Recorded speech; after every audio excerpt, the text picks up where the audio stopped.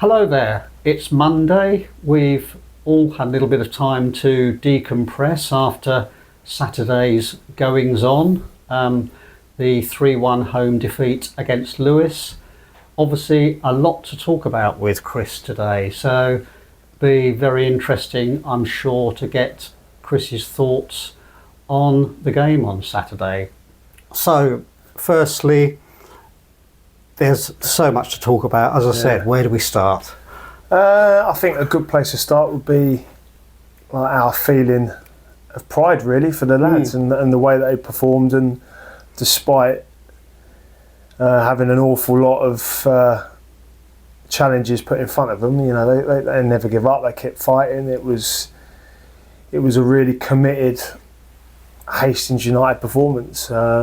You know, as I said, the feeling when we come away from the game was real pride for how, despite everything that was thrown in front of them, never gave up, kept going, even with less players. We created opportunities. We took the game to the opposition, and we just said to the group, look, you know, on days like today, you know, it's there's ways to lose games of football, and you know, if you're going to lose, you want to do it in that manner. Where I thought their commitment to the shirt, so the way they went about their business was, you know, I was made up with them. And as I said, the feeling was really proud of a group of men that had a right go and left everything out there. Yeah, no, there's no doubt about that. I think you could feel it in the crowd. There was a good atmosphere, and I think that transmitted itself to the pitch. A sticky pitch, wasn't it? Yeah. Difficult conditions. Very. We conceded another goal. Conceded the first goal again. Yeah. Down the left-hand side, I guess, and that again dictated the shape of the game a little bit. Were you disappointed with the goals that we conceded in the context of that performance? Yeah, of course. Yeah, you never want to concede goals, and it's something that we're remedying at the moment. Actually, so we're in the process of. I mean, hopefully later today, we'll be signing another centre back on, which will be, I'm sure, a very popular signing with the supporters. So he'll certainly improve our level along the back line. So yeah, obviously disappointed with conceding goals, and one of the things I would say is for, you know, across recent games, the opposition, you know, they haven't had many chances, but the quality of their chances has been really high. So, you know, they may have only had 4 or 5 opportunities, but those 4 or 5 are sitters. And so, you know, we obviously look at the structure of the team and how we're set up, and to be honest, we're happy with where we're at. Unfortunately, if, you know, individual players make individual errors, it's you know, with such a young group, it happens. And all the time that we learn from it, you know, that's all right. But if you're saying the same thing 3, 4, 5, 6 times to the same individual players, it becomes a little bit like, well, you know, something's got to give, especially where we have got ourselves in such a good position. We have got so much to play for. You know, it's one of those situations. Do you let it fester or do you deal with it? And you know, as I said, it's an opportunity's come up which we can't turn down, which has then meant there'll obviously be a knock-on effect to the current squad. So again, the goals conceded are frustrating, but we're trying to remedy that, and as I said, it will improve, no doubt. And that's a balance, I guess, isn't it? Is sticking with the younger players and helping them develop and taking the hits sometimes. Yeah. And bringing in more experienced faces to balance that out. Yeah, it is. I mean, you know, that game on Saturday will be the biggest game of football that I think probably 90% of our team would have played in. And it would have been one of the biggest crowds that a majority of the group have played in front of. So, you know, taking that into context, there's an awful lot on top of just the 11v11 out on the pitch, or the 10v11 out on the pitch. So, you know, and as I said all the time, that we're in such early stages, you don't mind taking the hits. As I said, as long as you see progress and improvement, and it happens 2 or 3 times, but then you go, well, I've got to learn from it. And like I said to the lads after, I was really proud of the performance. I was really proud of how they went about the game. And the most important thing is, we can lose games as long as we learn from it, and we're stronger off the back of it. So, I'm sure the whole experience on Saturday will, as I said, put us in good stead for future challenges. As I said, I'm pretty sure the crowds will keep coming. We'll keep trying to challenge as best as we can, and we'll only get stronger. And now that will be either with the existing players developing, improving and learning, or it will be time runs out for some of them, because how many times can you say it? Yes. Or an opportunity comes up. So for example, we're really pleased that Sam Gale has now been extended on loan to the end of the season. Originally his loan was due to finish after the Lewes game, but because in a couple of games back with Gills he's done so well, and they can obviously see the benefit of the loan he's had at Hastings, they've agreed to extend it. That's now meant that because we'd planned for Gailey not to be with us and we potentially bring players in, that now means, right, there's a knock-on effect, which we're in the process of sorting out. So that's a real positive, and but again, it's quite a dynamic situation. It can change. Yeah. But again, we can't lose sight of it's very early days. We've got a young group. What we don't want to do is throw our toys out of the pram because we've lost a couple of games. No, it's understandable. No, Sam was superb. Actually, I don't always agree with the sponsors player of the match when I have to read them out, but there was no doubt about that on Saturday. Yeah, it's great. Yeah, it's a massive boost for us. It's a massive boost for us because he's been integral to us going from 19th to full 5th. So to keep him with us will not only help the team and help players around him, but also it's good that we feel trusted by Gillingham to help him in his development. So it's it's a real positive for Looks everyone. like a kid with a future, doesn't he? Yeah, I hope so. I hope so. Yeah, it's good. Obviously, when you see like previous players like Jack Tucker, who was on loan from Gillingham and is now gone on MK Dons, and he's doing very well. So touch wood. Nice to play a part in that. 100%. Yeah, it's great. Yeah. So the game. So there were quite a lot of positives. The game itself. Yeah.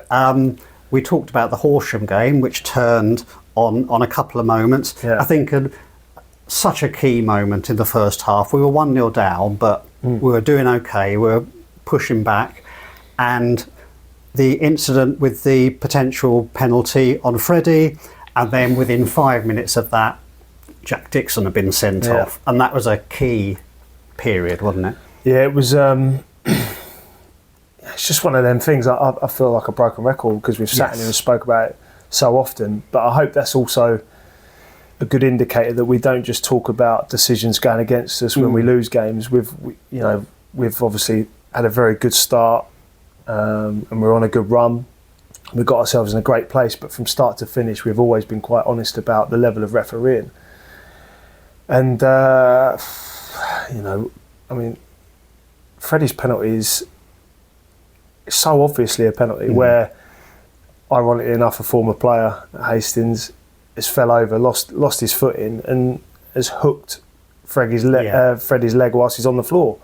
He's sort of tripped him up and leggy goes over. And if that wasn't enough, the recovering right back also jumps across from behind Freddie and takes out Freddie's other leg.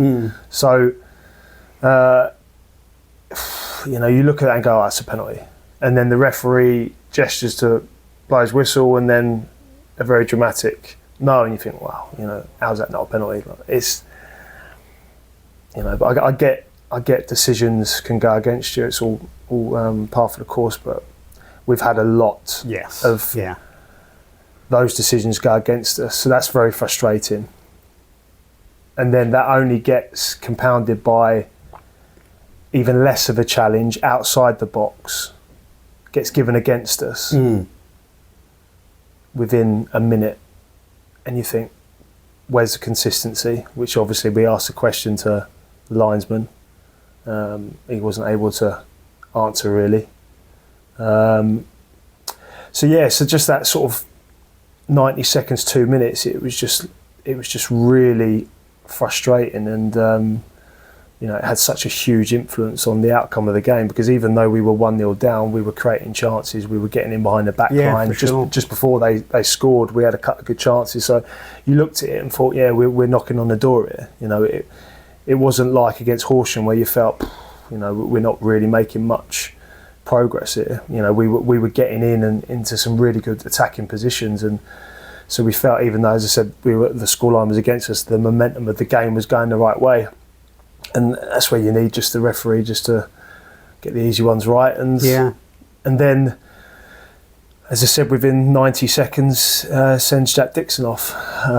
Now, obviously, Jack will be the first to admit he needs to be a bit cuter and a bit wiser and not applaud the referee. But I also completely understand how frustrated he felt, because it's so glaringly obvious. And again, the fact that the foul that he gave 90 seconds later, that Jack gave away, is even less of a foul than the penalty. You just think, what's going on? So that was really frustrating, and that set itself up for what was an emotional day anyway, with the derby, big crowd, there's great atmosphere, like proper game of football. The referees then turned quite an emotional situation into a very emotional situation, and very frustrating. Yeah, I think it's about, I don't understand why people want to compound a situation and to make it worse. This, as I said, we can all make mistakes. I understand that. I get that. But for me, a bit of emotional intelligence from the referee. Now, I'm not a referee, so I never want to be. But for me, a bit of common sense. I would be thinking in that moment, I've just not given a penalty. There's over 2,500 people in it. I've just given a free kick, which is quite soft, which is very similar to the penalty I haven't given. Emotions are high. Just talk to someone. Yeah. So when you get that reaction from the player, don't add more fuel to the fire. Like, take a breather. But again, it sort of lends itself to the next part of the conversation where we're getting the crowds we are, and these are big games of football between two big non-league clubs. You've got to make sure that the people in charge of them are experienced enough. And the feeling was, I thought, this is too much. And again, I just think having that ability just to be calm in amongst a really emotional situation. And I just felt he added so much fuel to the fire, and I just felt he played such a huge part in the outcome of the game when it didn't need to go down that road. Yeah, and then there we were. So how did you approach half-time with the lads, given all that had gone on? Obviously, there was a lot of stuff going on around the tunnel as well, so it was a really highly charged walk back into the dressing room. How do you sort that out? Obviously, initially frustrated with the goal that we conceded, because, as I said, individual mistakes, they're hurting us. You look at the structure of the team and how we're defending. You're going, well, they haven't carved us open. That is one individual mistake, then another individual mistake, and you're thinking, well, you've now made 3 or 4 of those, right? And I've highlighted it frequently as staff. We've highlighted it, we've addressed it. That's happened in previous games, so that's frustrating. But ultimately, it was around. We're doing a lot of things very well. We're creating opportunities. The momentum of the game, even when we went down to 10 men, I felt it was with us even in the first half. We're creating chances. I just said, if we're going to lose this game, we've got to go out fighting. We can't go out with a whimper. So I said, I'd rather us lose the game 4-0, having a right go and pushing back and giving something that our supporters can get excited by, than sit there and just lose 1-0, but not lay a glove on the opposition. I just felt, I thought, let's push back. As I said, I thought it was really important that if you're going to lose the game, you do it a certain way. And knowing the Hastings United supporters like I do, and knowing the owners, it's non-negotiable. If you're going to lose, you're going to go out fighting, and you're going to go out swinging. And I liken it to a boxing match. I'd rather have been knocked out than lost on points, because I've sat behind my guard for another 11 rounds. So I just said, have a go. We we didn't really change too much. We went probably more attacking, if anything. We kept the same amount of players in the forward line, and we just felt if we could get our pressing organisation right, the extra man would have been irrelevant. If we can block off certain parts of the pitch and funnel Lewes down into certain spaces, that would sort of negate the fact we were outnumbered to an extent, which I thought we'd done really well. And then on the ball, again, we tweaked a couple of things slightly, but in the main it was let's go and have a go. And again, I was really proud of the lads second half, because the fact that we pushed them so close, and that when it went 2-1, I thought, here we go, we're in here. And then we had another chance to go 2-2, and it was round the back post, and you think, you're literally half a foot away from a contact. You go, and I think we would have deserved it. As I said, I mean, Lewes will come away delighted with the result. And they've won the battle, but it remains to be seen who'll win the war. That's what I would say. And again, I was really proud of. There's ways to lose games. I was really proud of the players and everything they gave. I was really proud of them. Yeah, and you mentioned the penalty. Finn Chapman came on. Yeah. He was one of a very young player. Yeah. Picking out individual performances, very positive in a. Again, we've said highly charged, big crowd, etc. Derby did so well, didn't he? Yeah, that's brilliant. But that's what I mean. It's with such a young group, and as I said, we're right at the start of our journey. Those experiences are going to be so important for the bigger picture and longer term. So that would be the biggest game of football Finn's ever played in. Didn't faze him. Nah, not at all. No. But that's what I mean. I'd much rather that than and one of our own that's out there fighting and having a real go, and knowing you're not wasting time. So what you don't want is a 16-man squad full of players that they might not be here 2 months down the line. There might be players out there that are ahead of Finn in terms of his level, but bigger picture, we think Finn can be a very, very good player. So we're better off short term. We might not be as strong, but longer term, him having that experience and having that opportunity will put him and us in such good stead with the type of team we want to build. So I was really made up with him. As I said, that's one thing you do get with the local players from Hastings and players that come through the academy and that's I think what makes. Well, one of the reasons that our academy is so productive is because worst case they're going to give you a 6, 7 out of 10. They're a tough bunch. They know how to compete. They're never going to give up. And he's been playing the sort of football that would have toughened him up, hasn't he? Oh, 100%. Yeah, I mean, credit to Little Common and the work that he's done there with Russell and co down at Little Common. They've done a great job of him. So yeah, no, it's it's just. Finn's performance really is credit to all the work that's gone on before. So I'm really pleased. And again, that was a big positive coming out of the day. You go, that's some really valuable experience in the bank that's going to help him and us longer term. Yeah, and just to round up then, can't really go without mentioning the John Ufer moment. His break, brought down twice, just possibly one of the craziest things I've seen for a few years at our level, I must admit. Yeah, it's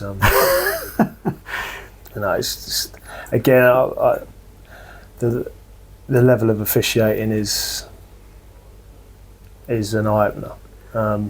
The thing, obviously, but the worst bit is you look at it and you go, you're not that surprised. So, and I understand referees get things wrong, linesmen get things wrong. I understand that, and like that, it's all par for the course. And I think probably the sort of most damning sort of verdict I can give the sort of level of officiating is that you look at stuff like that and you go, I'm not really surprised by some of the decisions. It was one of them. You thought, the bit that was frustrating. I suppose by then it wasn't a surprise. No, because you just think, if he's missed that one in the first half, he's obviously not going to give a half sensible decision there. But the biggest frustration, the biggest surprise was and this was what made, added even more fuel to the fire, because obviously I understand referees and linesmen and match officials can get things wrong. I get that, it happens, and we're all human and we all make mistakes. I've probably made 1 million this week. the bit that really incensed me and our staff after the game was, as we're, walking off, and the linesman's gestured 3-1. Wow. To our supporters. That is so yeah. the linesman my side has gone 3-1 like that to our supporters. In fact, I mean, he was actually, I'm happy to use the word, playing up to people towards the end of the first half, which fueled some of the half-time. Absolutely. stuff. I've never seen anything like that. So as I said, in terms of like my frustrations with the decisions, unfortunately we've sort of got used to it because of what we've experienced since we've been back. But I've not seen that, and I thought that's what incensed me and it incensed the staff. So as I said, when somebody's doing that to our supporters, that's unacceptable. I was Well, it's outrageous and it's dangerous because you've got nearly 3,000 people in there. As I said, emotions running high. You cannot do that. No. And I'm sort of thinking, surely not. But then when the linesman acknowledges that he actually done it in the boardroom after the game to the referee, and the referee's turned around and gone, "You done what?" Yeah.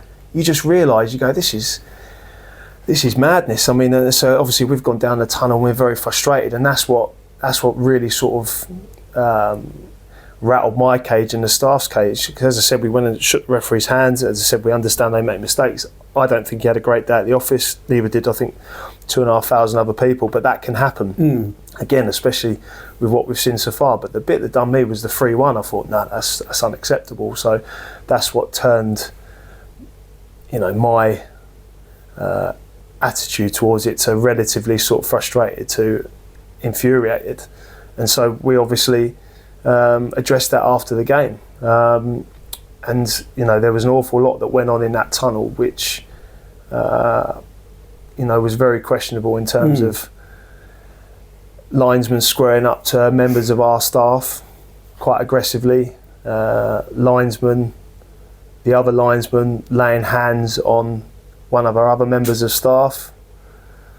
A few choice words being said, and you're just thinking, well, these guys are responsible for this game of football. But yeah, that's what really infuriated me. And as I said, I mean, the supporters have paid their money; they're entitled to their opinion. If they don't agree with what a match official says, they've earned the right to voice their opinion. But what is completely unacceptable is a match official turning around and antagonising the supporters. Should be above that. It's incredible. I've never known anything like it. So that's really that was the one thing that, you can always lose games of football. And as I said, I was really proud of the way the team played and the way that we dealt with the hand that we were sort of dealt and what was put in front of us. But that infuriated me. So I'm sure there'll be consequences. I'm pretty sure about that. But there's certain things that, they're unacceptable to me, and I can't allow that. So if I saw that 10 times out of 10, I'd react the same way, because I think it was completely inappropriate, and I think it was really unfair. So we shall see what happens. Yes, I was just going to say there's probably going to be repercussions, aren't there? I guess the club will make its case. Of course, 100%. Because again, we're. It's really important that we continue to build on the success we've had. We continue to build on the people we're getting through the gate, and part of that is having match officials that are able to manage those sorts of games of football and those sorts of quite volatile, emotional situations. I think that's part of the responsibility of the referee and the match officials, and what they shouldn't do is add fuel to the fire. As I said, my issue, obviously I was frustrated with the decisions, but that can happen. But gesturing 3-1 to our supporters when we're losing, that can't happen. Yeah. So again, I think the most important thing that comes out of it is, as I said, I'm sure there'll be consequences from our perspective, but in terms of what I was unhappy with, I would challenge that 10 times out of 10, because I thought it was unacceptable, and hopefully we'll bring it to the FA's table, and then hopefully it gives them an opportunity to address it. Yeah, because as I said, we want bigger crowds here. You know, we want more people watching football. You know, we want more of a spotlight on this level of football. And again, it's really important that we have match officials that are able to cope with those demands. Yeah, I mean, on a wider note, crowds are going up at our level, and it's becoming more popular. People are becoming alienated from the Premiership and things like that by prices, fixture shifts, everything that's going on around it. And this level of football is definitely gaining, isn't it, from that? Well, yeah, I think where obviously the level of football at the top end is ever improving and is extremely high, and I think that's, you know, as a consequence of that, it's going to filter down into non-league football, and I think there's some great football that gets played. You know, I look at Dulwich, hashtag, you know, last, and obviously Lewes, the last 3 Saturday home games, and they've been like, you get your money's worth. Really, okay. I think that's one thing for sure. Yeah, and people saw a real non-league game of football. Yeah, Saturday, but the thing is, the level's really high. The brand of football's exciting. You know, as I said, so in terms of what they get at the Premier League, in terms of the quality of the game, it's obviously not going to be the same. But there's some crossover there. Too right. But also, like as I said, like, one of my big things is, you know, when I'm putting a team out there, I sort of think, would I pay to watch them? And if I think yes, you go, actually no, we're not too far off it, you know. And I say to the players, like, we want to play football that you grow up wanting to play. Do you know what I mean? So I think if you can come away from the game going, do you know what, I'm happy with that, then I'm pretty sure the crowd and the supporters will be getting their money's worth. And I think the fact that crowds are going the way they are is a reflection of that. So that is great. And as I said, hopefully we can just keep building on it. And but again, I think it's so important, you know, looping back to, it only reinforces the importance of that local identity, having players out there that have an affinity with the town, the club, that the supporters can connect with. They know that that's one of their own out there. I think that's so powerful. So when Finn Chapman comes on, does a double step over and beats someone as an 18-year-old, and, you know, he's come through the academy, and, you know, the supporters see that. I think that's such a powerful connection. Yeah, you know, we can only build on that, and it can only lead to one thing: that's success. Yeah, no. So so many good things to think about Saturday, aside from all that went on. So it's all good. And player-wise, obviously had Sam McCoy back, made his first run out.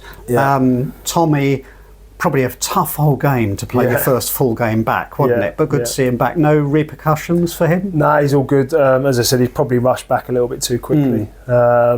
But he's got through it okay.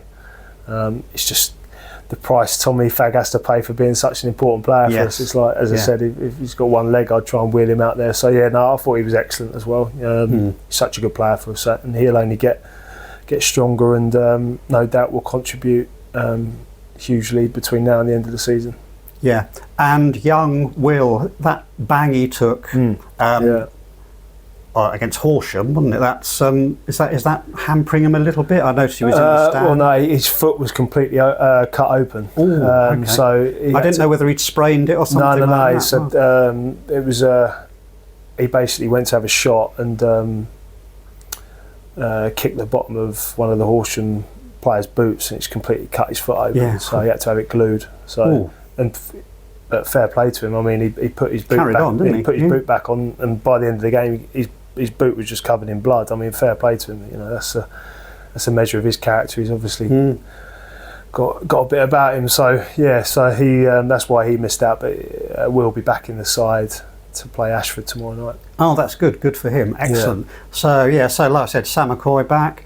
We know Tom's on his way back. He seemed fairly chipper at the weekend. Got his 100th game presentation. That was good as well. Jamal out at loan now at Leeds. I guess he didn't have a game Saturday because of the weather. So beginning to get games for someone like him. I suppose your next challenge is probably Jack's suspension. Yeah, well, we're as I said, we're in this afternoon. We've got 2 new players coming in, so there'll be one who's, as I said, is a centre back who will hopefully remedy some of the individual mistakes that keep popping up there, and the other one is a midfield player. So And in terms of players coming in, that will be us for the season. That'll be us done. Right. That answers that question. Yeah. And as I said, between now and the end of the season, that'll be the group, and there'll be a couple who depart. Because Jerry has left us. Yep. So Jerry was originally brought in as a replacement for Sam Gale, expecting Sam to return to Gills and us to have to plug that gap. But with Sam loan being extended, also couple that with 𝑽𝑰𝑬𝑾 ticking along very nicely, developing really well. Again, like, what I don't want to do is I don't want to block JJ's pathway into the first team, and similar like with Chapo, where he come on and done so well. JJ was excellent against Horsham. So with Gailey's loan being extended, and as I said, JJ's progress being really important to us, and as I said, not wanting to get in the way of that just then meant that Jerry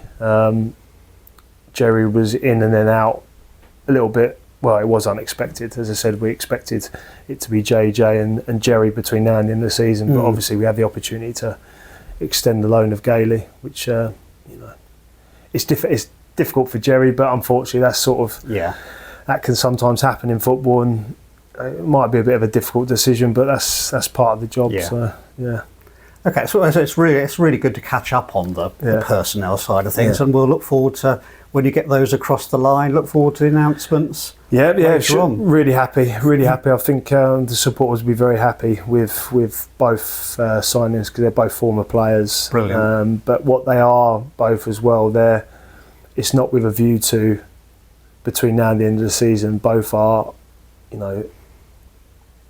here moving forwards, bigger picture. So we've pretty much got a group there, as I said, with one or two that will be moving on. Well, on top of Jerry, there'll be another one moving on.